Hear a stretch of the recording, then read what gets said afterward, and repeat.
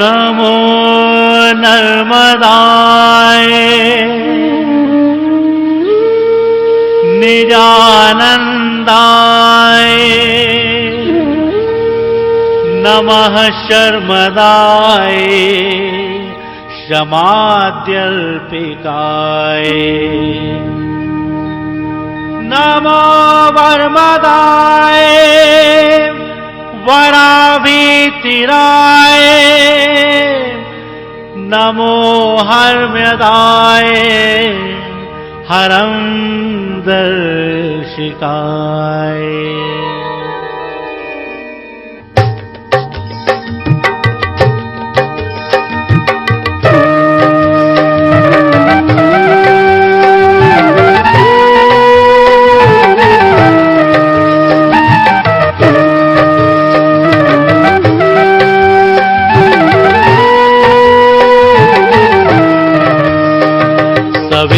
सिंधु सुस्खलत रंग भंग रंजितम विचक्षु पाप जात जात कारी वारी संयुतम कृतांत दूत काल भूत भीतिहारी वर्मदे त्वदीय पाद पंकजम नमामि देवी नर्मदे नमामि देवी नर्मदे नमामि देवी नर्मदे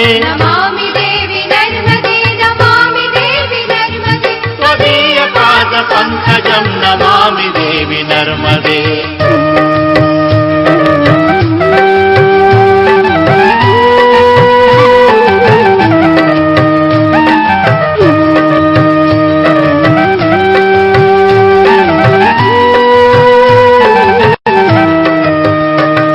त्वदम्बुलीन दीनमीन दिव्य संप्रदायकं कलौमलोघ भारहारि सर्वतीर्थ नायकम्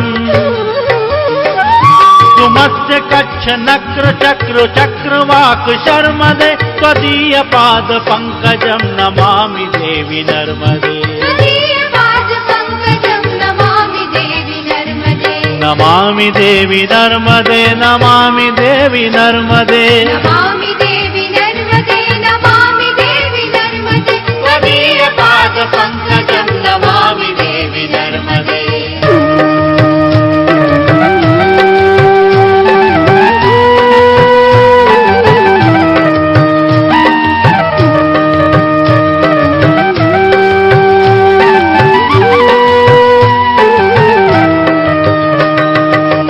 गभीर नीरपूर पाप दूत भूतलम घनक समस्त पातकारी दारिता पदाचलम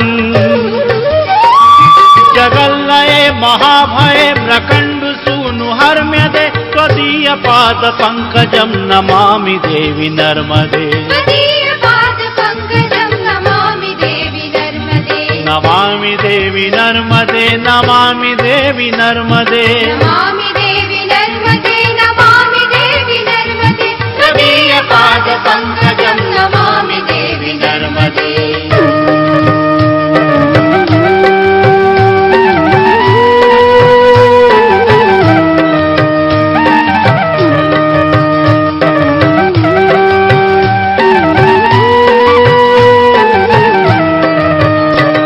महागभीर नीरपूर पाप दूत भूतलम ध्वनत समस्त पातकारी दारिता पदाचलम जगल्लये महाभये प्रकंड सूनु हर्मदे त्वदीय पाद पंकजं नमामि देवी नर्मदे नमामि देवी नर्मदे नमामि देवी नर्मदे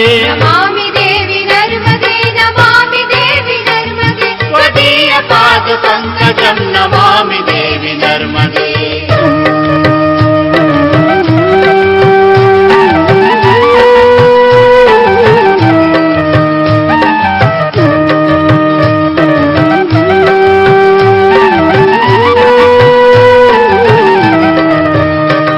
गतं तदैव मे भयं त्वदम्बुवीक्षितं यदा प्रखण्डसूनुशौनकासुरारिसेवी सर्वदा। पुनर्भवाब्धि जन्मजं भवाब्धि दुःखवर्मदे त्वदीयपादपङ्कजं नमामि देवि नर्मदे। नमामि देवि नर्मदे नमामि देवि नर्मदे। त्वदीयपादपङ्कजं नमामि देवि नर्मदे।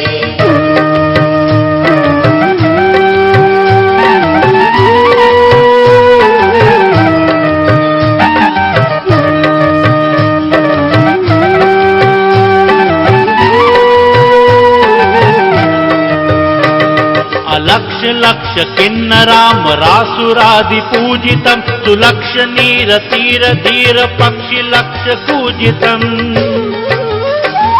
वशिष्ठ शिष्ट पिप्पलाद कर्दमादि शर्मदे त्वदीयपादपङ्कजं नमामि देवि नर्मदे। नमामि देवि नर्मदे नमामि देवि नर्मदे। त्वदीयपादपङ्कजं नमामि देवि नर्मदे।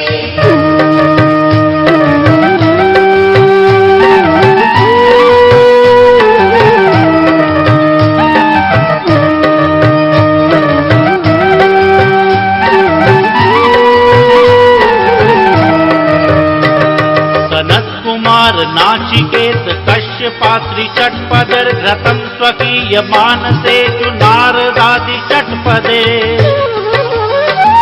रविन्दुरन्ति देवदेव राजकर्म शर्मदे त्वदीयपादपङ्कजं नमामि देवि नर्मदे। नमामि देवि नर्मदे नमामि देवि नर्मदे।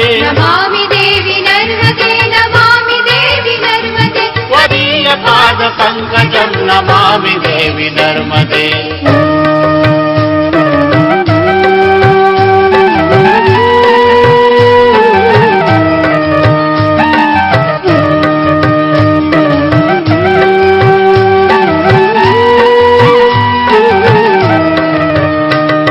अलक्ष्य लक्ष्य लक्ष्य पाप लक्ष्य सार सायुधं ततस्तु जीव जन्तु तन्तु भुक्ति मुक्तिदायकम्। विरञ्चि विष्णु शङ्कर स्वकीय धाम वर्मदे त्वदीयपादपङ्कजं नमामि देवि नर्मदे। नमामि देवि नर्मदे नमामि देवि नर्मदे। त्वदीयपादपङ्कजं नमामि देवि नर्मदे।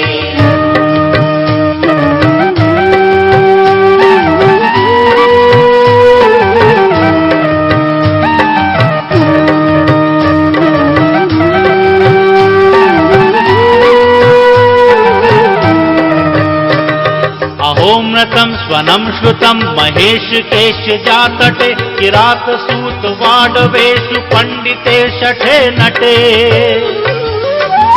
दुरंत पाप तापहारी सर्वजन्तु शर्मदे त्वदीयपादपङ्कजं नमामि देवि नर्मदे।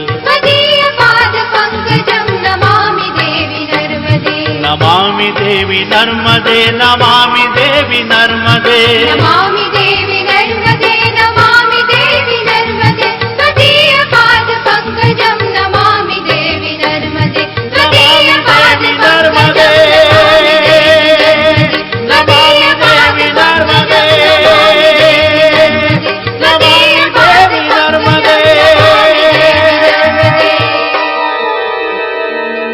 इदन्तु नर्मदाष्टकम् त्रिकालमेव ये सदा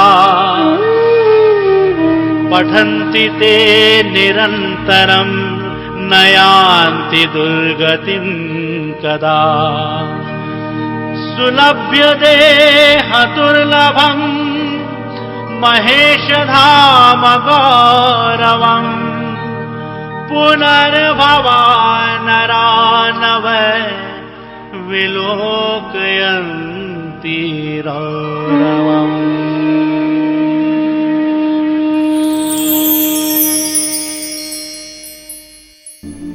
हमारा ब्रह्मांड इतना विशाल है कि उसकी कल्पना भी नहीं कर सकते। ऐसे अनंत ब्रह्मांड में हमारी पृथ्वी एक कण से भी छोटी मालूम होती है। विराट ब्रह्मांड की गहराइयों में कहीं अपार रोशनी है तो कहीं बेहद अंधेरा, तो कहीं करोड़ों डिग्री तापमान रहता है, तो कहीं शून्य से कहीं नीचे तापमान रहता है। कहीं पर हमारी सूर्यमाला से करोड़ों घनत्व वाले तारे मौजूद हैं, तो कहीं बर्फ से कहीं ठंड ग्रहों का अस्तित्व है। ऐसे माना जाता है कि यहां कहीं पर जीवन का अस्तित्व ही नहीं है, तो कहीं पर समय का भी अस्तित्व नहीं है। जब ब्रह्मांड की बात की जाती है तो दो प्रकार की होती है, एक दृश्य ब्रह्मांड जो आप देख सकते हैं और दूसरा अदृश्य जिसे कोई नहीं देख सकता।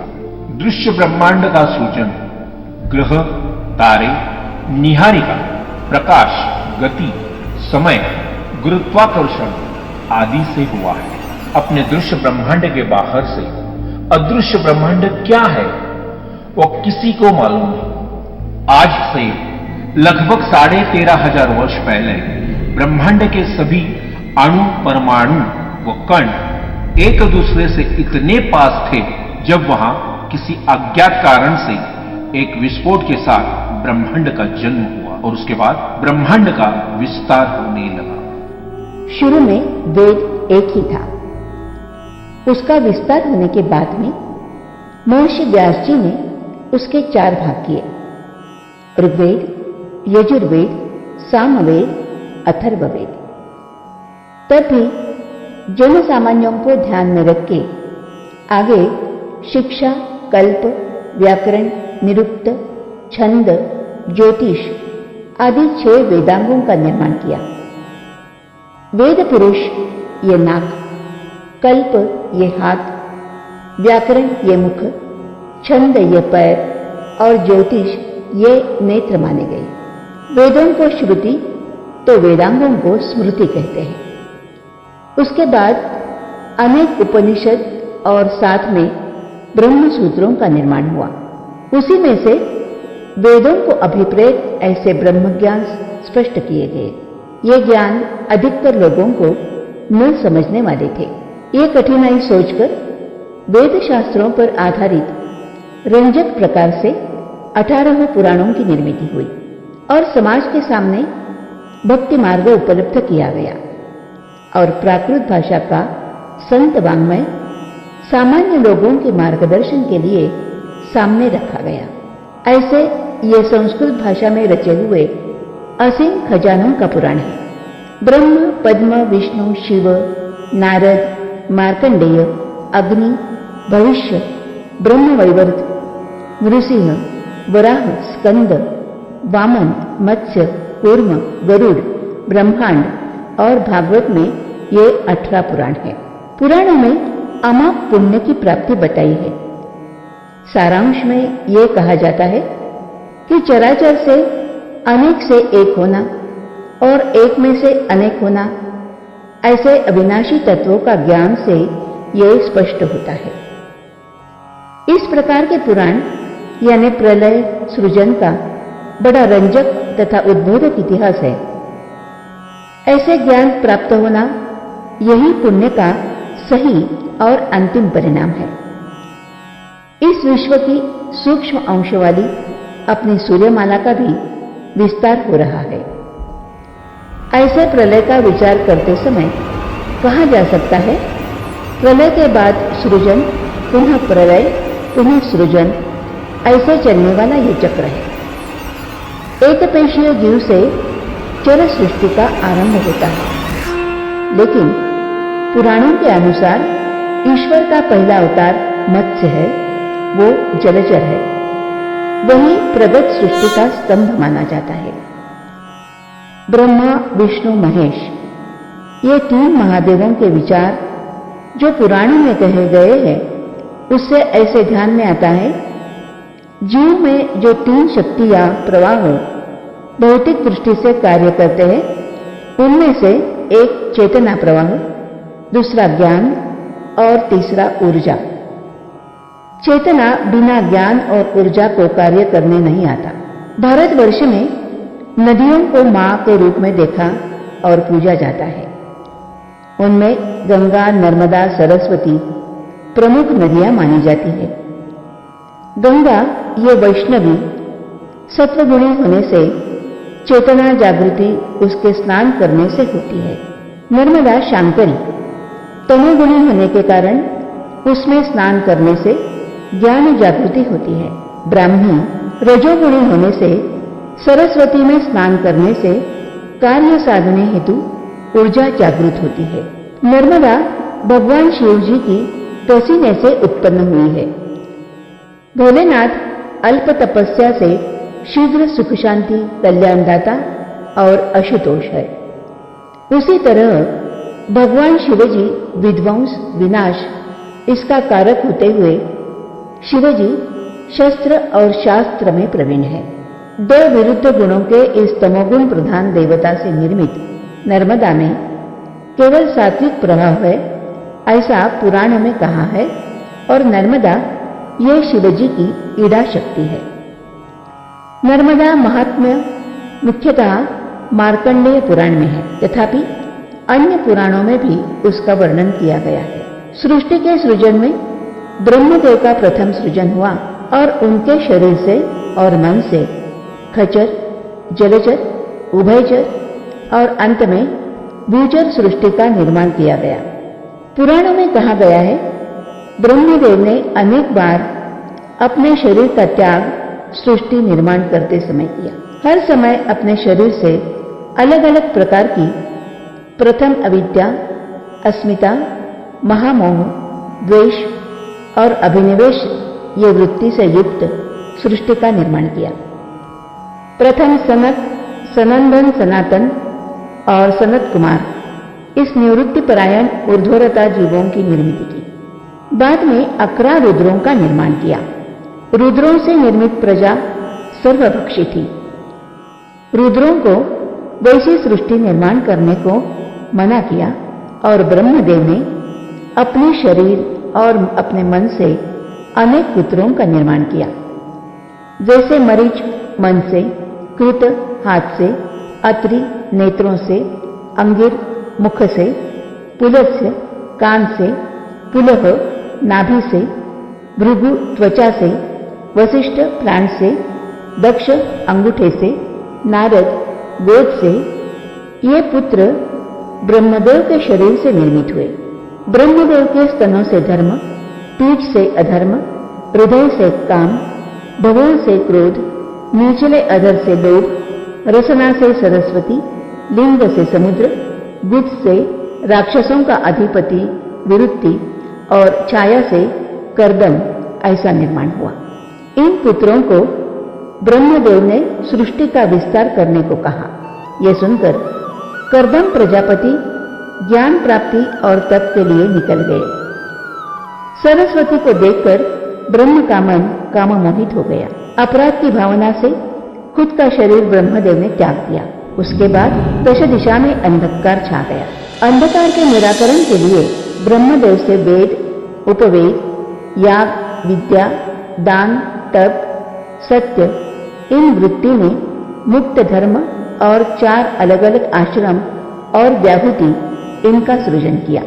ब्रह्मदेव के हृदय से ओंकार प्रकट हुआ, वैखरी रूप से ब्रह्म स्वरूप व्यक्त हुआ और ओंकार से अव्यक्त रह गए। ऐसी सृष्टि होने के बाद भी पुनर्निर्मिति न होने के कारण ब्रह्मदेव का समाधान नहीं हुआ। उनको मैथुनी प्रजापति की प्रेरणा हुई। उसी अवस्था में उनके शरीर के 2 टुकड़े हुए, एक टुकड़ा पुरुष के रूप में और दूसरा टुकड़ा स्त्री शतरूपा हो गई। उन दोनों से मैथुनी प्रजापति शुरू हुई। प्रियव्रत और उत्तानपाद ये 2 पुत्र तथा आकृति, देवहूति और प्रसूति, ये 3 कन्याएं उनकी संतान थी। ब्रह्मदेव की छाया से कर्दम मुनि का सृजन हुआ। भगवान की इच्छानुसार उन्होंने मनु और शतरूपा की कन्या देवहूति का पत्नी रूप में स्वीकार किया। उनको 9 कन्याएं थीं। उनमें एक ख्याति नाम की कन्या प्रजापति भृगु की पत्नी हुई।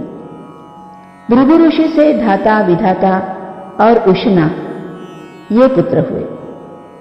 उनके सिवा श्री नाम की भगवत परायण एक कन्या थी।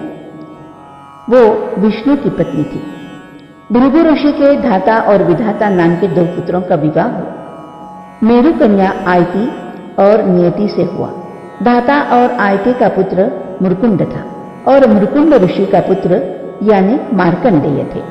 भृगु प्रजापति का नाती मुरकुंड का वेदाभ्यास होने के बाद विवाह हुआ। उनको ज्ञानी पुत्र प्राप्त हो, इसलिए उन्होंने शंकर भगवान की उपासना की थी। मुरकुंड को शिवजी प्रसन्न हुए और उनकी तपस्या का कारण पूछा। उन्होंने उनकी इच्छा प्रकट की। शिवजी ने कहा, अल्पजीवी सर्वज्ञ पुत्र चाहिए या दीर्घायुषी अल्पज्ञानी? मुरकुंड ने सर्वज्ञ पुत्र की इच्छा व्यक्त की। शिवजी तथास्तु कहकर अदृश्य हो गए। उनकी इच्छा पूर्ण हुई और उनको जो सर्वज्ञ पुत्र चाहिए था वही मार्कंडेय है। मार्कंडेय ऋषि ने वेदशास्त्र का अध्ययन पूरा किया और पिता से तपश्चर्या करने की अनुमति मांगी। मुरकुंड ऋषि ने अपने पुत्र को हृदय से लगाया, उसके मस्तक का अवघ्राण किया और अनुमति दे दी और दीर्घायुष्य के लिए आशीर्वाद दिया। मार्कंडेय ऋषि ने तपश्चर्या शुरू की। जिनकी कृपा से उनको जन्म मिला, उसे शिवजी को प्रसन्न करते हेतु खाना पीना भूल गए। जल्दी ही शिवजी उनके तप में प्रसन्न हुए। मार्कंडेय ने शिवजी की स्तुति करते हुए कहा कि हे भगवान, आप मूर्तिमंत हैं। आपकी कृपा से ही मुझे ज्ञान प्राप्त हुआ। मात्र केवल ज्ञान से मेरा समाधान नहीं हुआ। आपके अधीन रहते सृष्टि का सृजन, स्थिति, लय, रूप का ये खेल माया खेलती है, वो मैं खुद देखना चाहता हूं। शिवजी ने उनकी चतुराई समझ ली। हंसते हुए शिवजी ने इच्छा पूर्ण होने का वरदान दिया। मार्कंडेय को अनेक कल्पों का आयुष्य मिला। अश्वत्थामा, बलि, व्यास, हनुमान, विभीषण, कृप और परशुराम, इन 7 के साथ चिरंजीव पद प्राप्त हुआ। नर्मदा अवतरण। गंगा कनखले पुण्या प्राच्यां पुण्या सरस्वती, याम्ये गोदावरी पुण्या पुण्या सर्वत्र नर्मदा। गंगा कनखल यानी हरिद्वार में पुण्य देने वाली है। पश्चिम में सरस्वती पुण्यदा है, दक्षिण में गोदावरी है और नर्मदा सब स्थानों में पुण्यवती और पूजनीय है। नर्मदा का भूलोक पर 3 बार अवतरण हुआ है, ऐसे पुराण में लिखा है। आदिकल्प में सत्ययुग पहले, दूसरे दक्ष सावर्णी मनवंतर में राजा पुरुरवा ने तपश्चर्या के बाद वैष्णव मनवंतर मां नर्मदा स्वर्ग से पृथ्वी पर आई। मार्कंडेय ने युधिष्ठिर सहित अनेक ऋषि ब्राह्मणों को कहा कि कल्पांत के पहले सभी नदियां और उसके साथ समुद्र भी क्षीण होता गया, लेकिन सप्तकाल में एकमात्र नर्मदा न मृता अर्थात उसका नाश नहीं हुई। सभी कल्प कल्पांत एक ही नदी नर्मदा नित्य विद्यमान रही। तब ऋषियों ने मार्कंडेय ऋषि से पूछा कि कल्पांतों में सभी चराचर नष्ट हो गए, फिर भी आप कैसे रहे? कृपा करके हमें बताएं। मार्कंडेय ऋषि ने कहा, त्रिदेवों के कृपा से जो मुझे देखने मिला वो मैं आपको सुनाता हूं। मयूर, कौमर्य, पुर, कौशिकम, मात्स्य, विरद, वाराह और इन 8 कल्पांतों में नर्मदा का चिर अस्तित्व रहा। पुराणों की कथा से हम कह सकते हैं, एक एक कल्प में भगवान ने जो अवतार लिया उसके अनुसार उस कल्प का नाम प्रसिद्ध हुआ। सत्य युग के अंत में 12 सूर्यों के ताप से सारा विश्व दग्ध होकर सप्त सागर में चले गया। बाद में मुझे एक महामत्स्य दिखाई दिया। मैं अचरज से उसे देखता रहा। तब वो मेरे पास आया और उसने मुझे पूछा, सब कुछ नष्ट होने के बाद भी आप कैसे रह गए? इसके बाद कोई महान कारण है तो कृपा करके मुझे बताइए। तब उसने मुझे उसके मुख में आश्रय दिया। मुझे बड़ा सुख हुआ। उस समय वह मत्स्य साक्षात महादेव समझकर उनको मैंने मनोमन प्रणाम किया। उसी मत्स्य के मुंह में आश्रय लेने के बाद मैंने देखा कि मनु उसके पुत्र पौत्रों के साथ एक चक्र पर बैठे थे।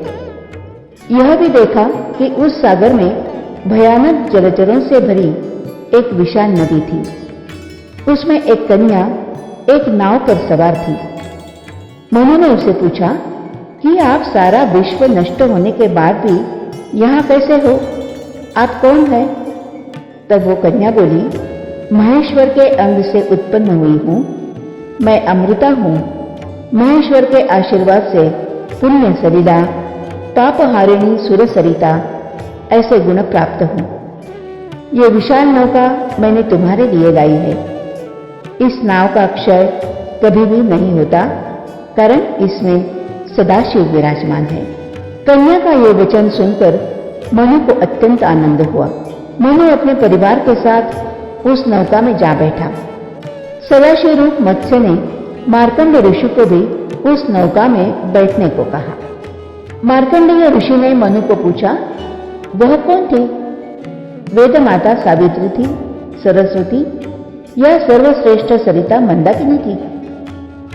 तब उस कन्या के बारे में मनु ने कहा, आदि कल्प के सत्य युग के पूर्व काल में जब शिवशंकर उमा के साथ वृक्षवान पर्वत और सर्व जीवों के कल्याण हेतु महान तप कर रहे थे, तब शिवजी के शरीर से पसीना बहने लगा और पसीना धारा रूप होकर बहने लगा और उस धारा ने एक अत्यंत रूपवान स्त्री का रूप धारण किया और सत्य युग में 10,000 वर्ष तक उस कन्या ने रुद्र की आराधना करके उग्र तप किया।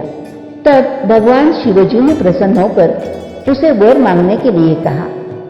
तब वह कन्या ने वरदान मांगा, हे प्रभु, समस्त स्थावर जंगम सृष्टि प्रलय के समय नष्ट हो जाए, फिर भी मैं अक्षय रहूं और मुझे आपके अनुग्रह से अक्षय और पुण्य सलिला सरिता का रूप दीजिए।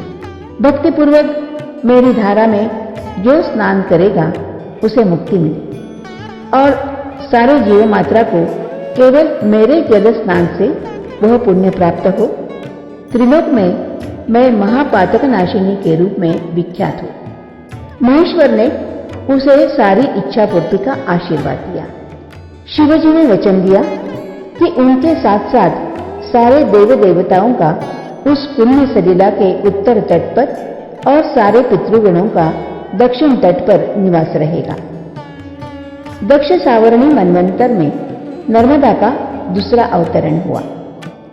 चंद्रवंशीय चक्रवर्ती राजा हिरण्यतेज ने शिवजी की घोर तपश्चर्या करके उनको प्रसन्न किया। प्रसन्न हुए शिवजी ने जब वर मांगने को कहा, तब हिरण्यतेज ने उनसे पितृजनों की तृप्ति के लिए नर्मदा का भूलोक पर अवतरण करने का वर मांगा।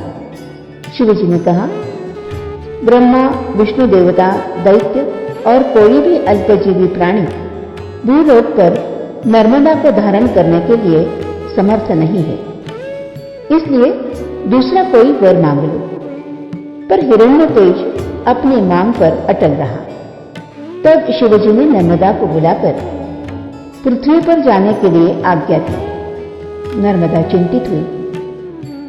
उसने कहा कि पृथ्वी तल पर कोई भी पर्वत धारण करने के योग्य नहीं है। मैं किसके सहारे धरती पर उतरूं?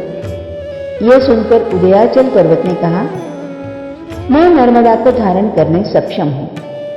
तब नर्मदा ने उच्चतम शिखर पर पांव रखकर पृथ्वी पर अवतरण किया।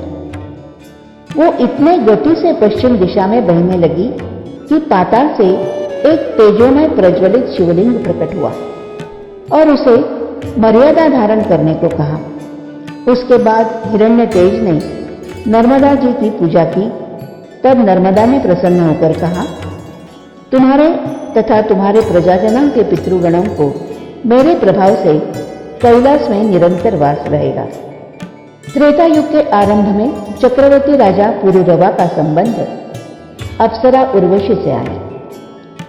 उसे बाद में पश्चाताप से घेर लिया। राज्यसभा में राजा ने वृद्ध ब्राह्मण से पूछा, मोहग्रस्त पुरुषों को यज्ञ यागादि कर्मों के सिवा स्वर्गलोक की प्राप्ति का क्या मार्ग है?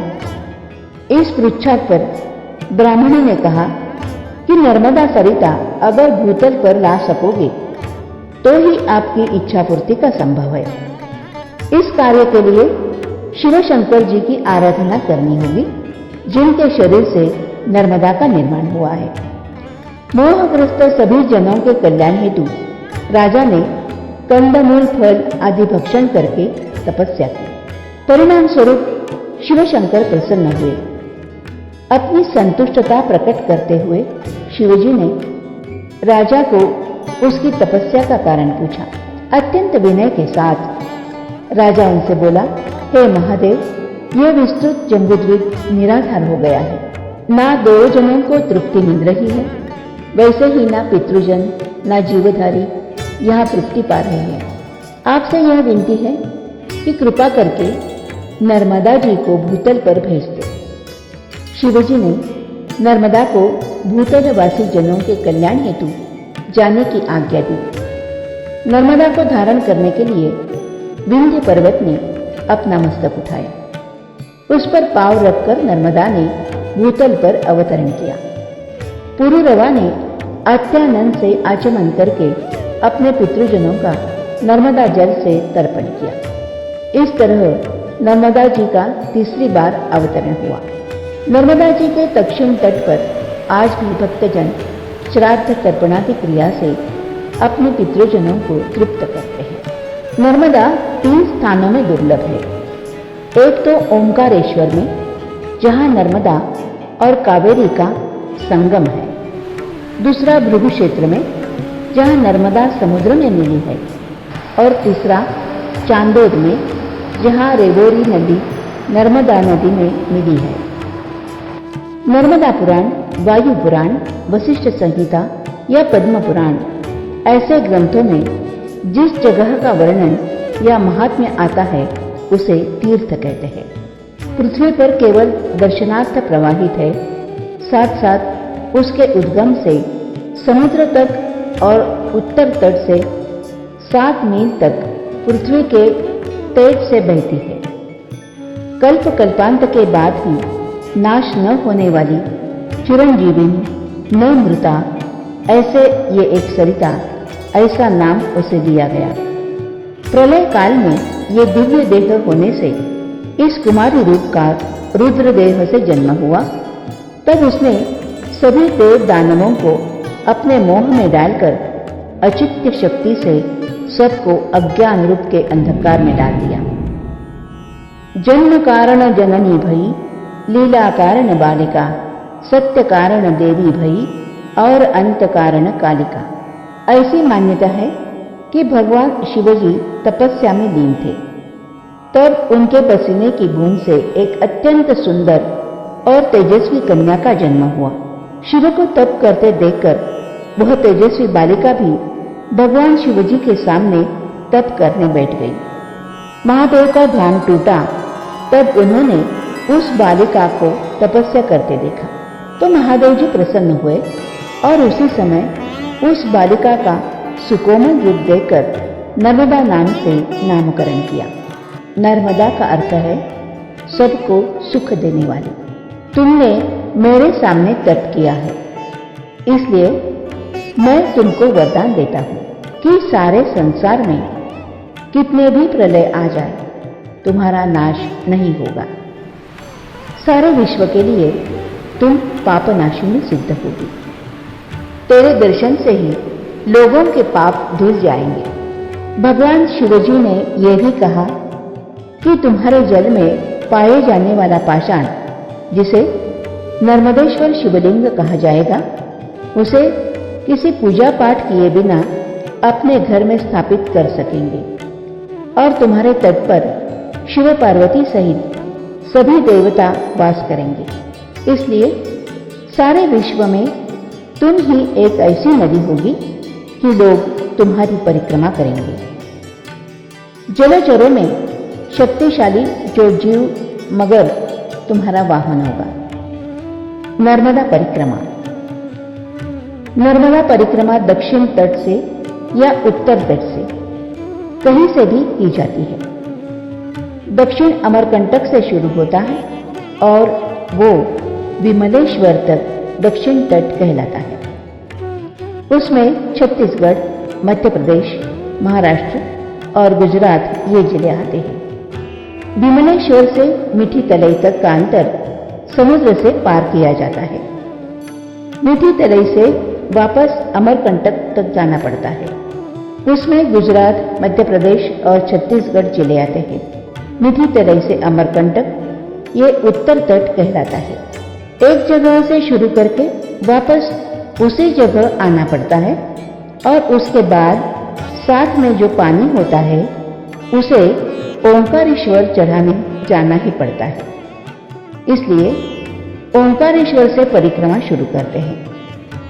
जब अमरकंटक के दक्षिण तट पर आते हैं तब माई की बगीचे में जहाँ उद्गम है वहां पर साथ में जो पानी होता है वो थोड़ा सा उद्गम पर चढ़ा के वापस वहां का थोड़ा सा पानी भरकर ओंकारेश्वर तक यात्रा करते हैं।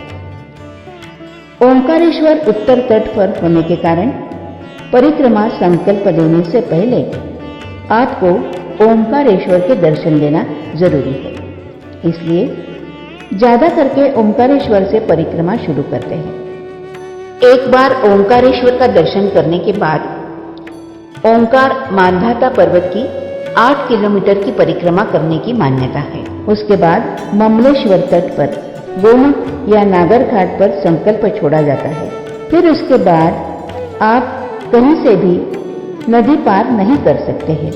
अगर आपने उसका उल्लंघन किया तो आपकी परिक्रमा भंग हो जाती है। ऐसे पुण्य स्वरूप नर्मदा मध्य प्रदेश में स्थित अमरकंटक से भरूच तक 1312 किलोमीटर की यात्रा तय करती है। उसमें से 1077 किलोमीटर वह मध्य प्रदेश से बहती है। नर्मदा के उगम अमरकंटक का जंगल क्षेत्र मौल्यवान वनस्पतियां और वृक्षों से व्याप्त है। उसी जंगल में पर्वतों के दायरे में पानी संचय अति प्राचीन काल से होता आ रहा है और नर्मदा का जल संचय करने का अपना एक विशिष्ट तंत्र है। प्राचीन काल से वर्षा का पानी इन वनस्पतियां और वृक्षों से उतरकर भूमि में चला जाता है। यही प्रभावी जल बहकर नर्मदे में सम्मिलित हो जाता है और जल को प्रभावी बनाता है। भारत देश के 7 पवित्र नदियों में नर्मदा की महिमा विशेष है। कहा जाता है कि गंगा जी जीवन का पाप हरण करती है। गंगा जी के जल को उसकी पवित्रता नर्मदा जल से पुनः प्राप्त होती है। नर्मदा का उगम और उसके प्रवाह क्षेत्र में पर्वत और घने जंगल है। इस नदी के 2 तट पर कुल मिला के 208 लाख एकड़ खेती की जमीन है। उसमें 144 लाख एकड़ जमीन अकेले मध्य प्रदेश में स्थित है। नर्मदा अपने भाई विंध्य और सातपुड़ा के कंधों पर से उतरकर तेजी से दौड़ते हुए अमरकंटक से भृगुकच्छ तक की यात्रा करती है। इस यात्रा का वह पूरे मध्य प्रदेश को सुजलाम सुफलाम बनाती है। नर्मदा और उसकी सहायक नदियों का जलग्रहण क्षेत्र विस्तृत है। नर्मदा में मिलने वाली 41 नदियों में से मुख्य स्वरूप 8 उत्तर तट पर और 11 दक्षिण तट पर नर्मदा में मिलती है, जिसे देखने से ही कल्याण हो जाता है। ऐसी पुण्य स्वरूप नर्मदा के साथ चलने का आनंद अवर्णनीय है। नर्मदा के क्षेत्र को समझने और उसका नेत्रांकन करने का यह एक प्रयास है, लेकिन उसमें सफलता कितनी मिलेगी, उसका उत्तर नर्मदा परिक्रमा करने से ही मिलता है। सहस्रार्जुन के मन में नर्मदा के साथ विवाह करने की इच्छा हुई। उसने पूछा तो नर्मदा बोली, मेरी सहस्त्र धाराओं को यदि तुम रात भर रोक के रख सकोगे तो मैं तुम्हारे साथ विवाह का विचार कर सकती हूँ। सहस्रार्जुन ने अपने सहस्त्र बाहु से नर्मदा के सहस्त्र धाराओं को रोक लिया, लेकिन नारद जी ने मुर्गे को रात में ही बांग देने को कहा। मुर्गे के बांग सुनकर सहस्रार्जुन ने सुबह हो गई समझकर अपने फैले हुए बाजू नर्मदा से हटा दिए, लेकिन जब उसने वास्तविकता देखी तब वो निराश हुआ। उस प्रकार सहस्रार्जुन की इच्छा पूरी नहीं हुई। माना जाता है कि ओंकार सृष्टि का बीज है। बीज से वृक्ष और वृक्ष से बीज, यह सृष्टि चक्र चलता रहता है। ओंकार से सृष्टि की उत्पत्ति होती है, उसी में सृष्टि लीन हो जाती है। सृष्टि का चक्र जो चलाता है वह है ओंकारेश्वर। ओंकारेश्वर में ब्रह्मा, विष्णु, महेश इन तीनों देवताओं का प्रभाव है। नर्मदा दक्षिण तट पर विष्णु तीर्थ, बीच में ब्रह्मा तीर्थ और उत्तर तट पर शिव तीर्थ है। ममलेश्वर विष्णुपुरी के नाम से जानी जाती है। शिवपुरी ये ओंकारेश्वर से जानी जाती है। ओंकारेश्वर क्षेत्र में ओंकार का स्वरूपी मानधानता पर्वत है। मानधानता इक्ष्वाकु वंश का एक पुण्यशील राजा था।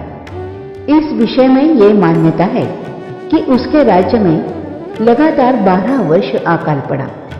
तब प्रजा की जीवित हानि से रक्षण के लिए उन्होंने घोर तप किया। परिणाम स्वरूप शिव जी के वरदान से मानधाता को इष्ट प्राप्ति हुई और प्रजा सुखी हो गई। मानधांत तपस्थान पर आज भी पूजा होती है। इस पर्वत की परिक्रमा 8 किलोमीटर की है। संपूर्ण मार्ग पक्का तैयार किया है। रास्ते में 100-150 फुट पर श्रीमद् भगवत गीता के श्लोक पत्थर पर अंकित किए हैं। 4 किलोमीटर पर मां नर्मदा और कावेरी नदी का संगम है। मान्यता है कि कावेरी नदी का जल नर्मदा से मिलता तो है, लेकिन उनके प्रवाह अलग अलग ही रहते हैं। कावेरी नदी आगे जाकर उत्तर दिशा में जाती है और नर्मदा पश्चिम दिशा में जाती है। एक बार मार्कंडेय ऋषि को तप करना था, तब वो तट पर गए। उन्होंने देखा कि वहां इतने तपस्वी बैठे हैं कि उनके लिए योग की जगह ही नहीं बची थी। उन्होंने मां नर्मदा से पूछा, मां नर्मदे, मैं तपस्या के लिए कहाँ बैठूं? जवाब में उत्तर आया, एक पाषाण नदी से उठाया और कहा, इस शिला पर बैठकर आप तप करो। मार्कंडेय ऋषि ने जिस शिला पर बैठकर तप किया, आज वहां एक मेघडंबरी बनाई है। ज्यादातर नर्मदा परिक्रमा पैदल ही की जाती है। परिक्रमावासी कहते हैं कि मां नर्मदा ही परिक्रमा करवा लेती है। परिक्रमा दौरान अनेक अनुभूतियां आती हैं। मां नर्मदा अपनी परीक्षा लेती है कि वही प्रश्न करती है, वही उत्तर लिखती है और परिक्रमावासी को उत्तीर्ण या अनुत्तीर्ण करती है। मन में ये विश्वास रखना है कि मां नर्मदा अपने साथ है। इस बात का अनुभव अगर मन में श्रद्धा हो तो हर एक परिक्रमावासी को आता है। परिक्रमा किसी भी प्रकार से करे, चाहे बस से या निजी वाहन से या पैदल, पर पूर्ण करे। परिक्रमा का प्रारंभ करने के बाद बिना अपरिहार्य कारण परिक्रमा खंडित ना करें। अगर आपको कोई कारणवश परिक्रमा खंडित करके वापस जाना पड़ा, तो जहां परिक्रमा खंडित हो गई उसी स्थान से परिक्रमा पुनः शुरू करनी चाहिए। परिक्रमा करते समय एक घाट से दूसरे घाट जाने के लिए पुल जरूर होते हैं, लेकिन परिक्रमा के दौरान पुल पार नहीं कर सकते। परिक्रमा पैदल करते समय मां नर्मदा अपने दाहिने हाथ पर रखकर चलना है। महसूस होता है कि जैसे एक मां अपने बच्चे को साथ लेकर चलती है, वैसे मां नर्मदा अपना हाथ पकड़कर चलती है। इस विश्वास के साथ चलते समय मां नर्मदा के स्पंदन महसूस होते हैं। चलते समय अपने मन में ओम ह्रीं श्रीं नर्मदायै नमः इस मंत्र का जाप करते रहना। ऐश्वर्यदात्री जन दुःख हंत्री पापान् विहंत्री विमलार्चित श्री शिवात्मिक लोक पदस्थिता त्वं श्री नर्मदे देवी मम प्रसीद। हे नर्मदा मैया, संपूर्ण ऐश्वर्य को देने वाली, सभी प्राणियों के दुख दूर करने वाली हो, पापों का निवारण भी करती हो, गोमला कमला से पूजित हो, आप स्वयं ही शोभन हो, शिव जी की प्यारी बेटी हो, इस प्रकार के लौकिक पदों में भी संस्थित हो। हे दिव्य स्वरूपे, आप मुझ पर भी प्रसन्न हो। त्वदीय पाद पंकजम नमामि देवी नर्मदे।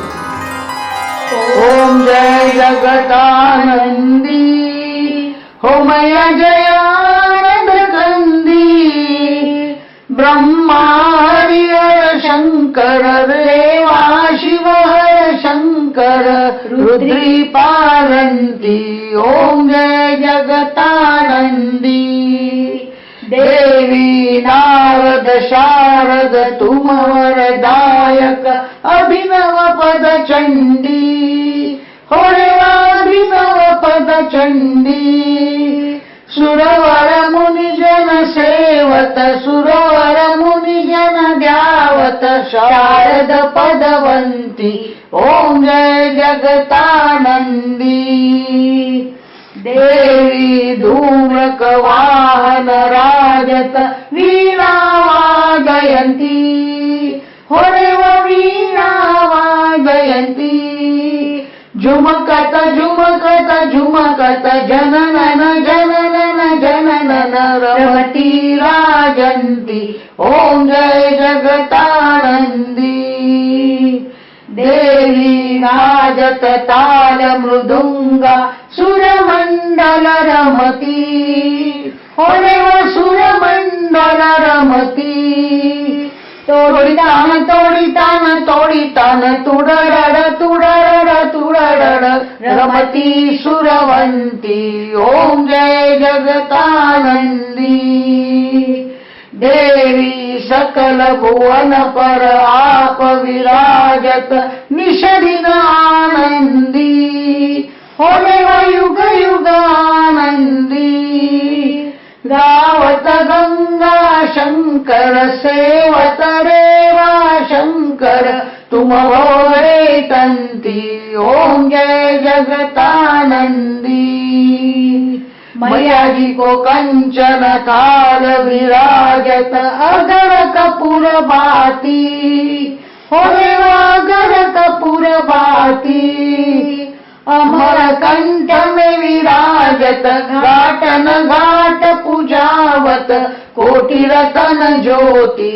ओम जय जगतानंदी मैया जी की आरती जो नर पड़ गावे हो जो नर पड़ गावे। भजत शिवानंद स्वामी जपत हरिहर स्वामी मनवांचित फल पावे। ओम जय जगतानंदी ओम जय जगतानंदी हो जयानंद कंदी। ब्रह्मा हरिहर शंकर रेवा शिव हर शंकर रुद्री पालंती। ओम जय जगतानंदी नर्मदे हर नर्मदे हर नर्मदे हर।